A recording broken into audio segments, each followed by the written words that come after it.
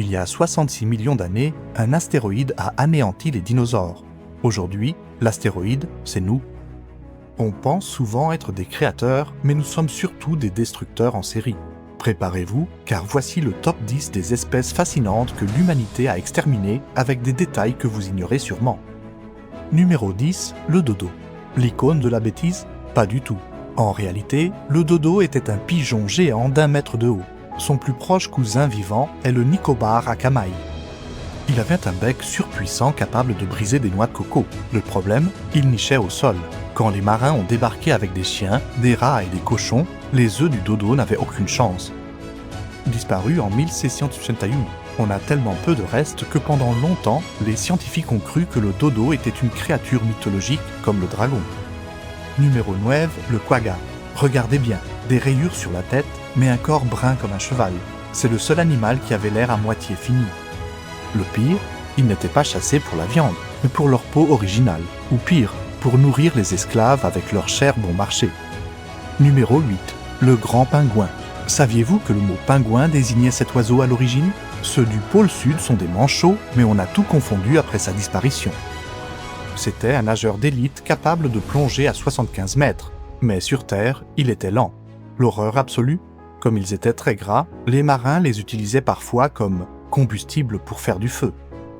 Les collectionneurs payaient des fortunes pour leurs œufs, ce qui a accéléré le massacre. On a littéralement écrasé la dernière génération pour la mettre dans une vitrine. Numéro 7, la rhytine de Steller. 8 à 10 mètres de long, 10 tonnes. C'était un monstre gentil. Sa peau était si épaisse qu'elle ressemblait à de l'écorce de chêne, et elle n'avait pas de dents, juste des plaques pour broyer les algues. George Steller, le seul scientifique à les avoir vues, a noté un détail déchirant. Elles étaient fidèles. Si une femelle était blessée, le mâle restait à côté pour la protéger, ce qui permettait aux chasseurs de tuer les deux. Découverte en 1741, éteinte en 1768, moins de 30 ans. On a mangé toute l'espèce aussi vite qu'un paquet de chips. Numéro 6, le bouquetin des Pyrénées. Il avait des cornes immenses pouvant atteindre 75 cm. C'était le roi des montagnes franco-espagnoles. La dernière femelle, Célia, a eu une mort digne de destination finale. Elle n'a pas été tuée par un chasseur, mais écrasée par un arbre qui lui est tombé dessus en l'an 2000. La poisse totale. En 2003, miracle de la science, on l'a cloné. Le bébé est né, mais il avait une malformation au poumon et n'a vécu que quelques minutes. C'est la seule espèce à avoir disparu 2 fois. Numéro 5, le pigeon migrateur. Ce n'était pas un simple pigeon. C'était l'oiseau le plus rapide, capable de voler à 100 km/h. Leurs essaims étaient si denses que leurs fientes tombaient comme de la neige sale. L'ironie, la technologie les a tués. On utilisait le télégraphe pour prévenir les chasseurs de la position des troupes. C'était une guerre organisée. La viande était si peu chère qu'on la donnait aux pauvres. Ils avaient besoin d'être des millions pour se reproduire socialement. Quand leur nombre a baissé, ils ont simplement arrêté de faire des bébés. Numéro 4. Le moa, 250 kg, 3 M60. Fait unique au monde, le moa n'avait pas d'ailes, même pas des moignons, rien. C'était un oiseau 100% terrestre. Pour digérer, ils avalaient des cailloux de 4 kg qui broyaient la nourriture dans leur estomac. Leurs œufs étaient gigantesques. Un seul œuf de moa équivalait à 80 œufs de poule, une omelette royale. Les Maoris les ont chassés si intensément qu'en un siècle, les montagnes d'ossements ont remplacé les oiseaux vivants. Numéro 3, le lion de l'Atlas. Contrairement au lion actuel, il ne vivait pas dans la savane, mais dans les montagnes enneigées. Il avait une fourrure épaisse et une crinière noire qui descendait jusqu'au ventre. C'était la star de l'Empire romain. Jules César en a fait venir 400 pour un seul spectacle. Ils étaient plus lourds et plus musclés que les lions d'Afrique moderne. Il est peut-être encore là.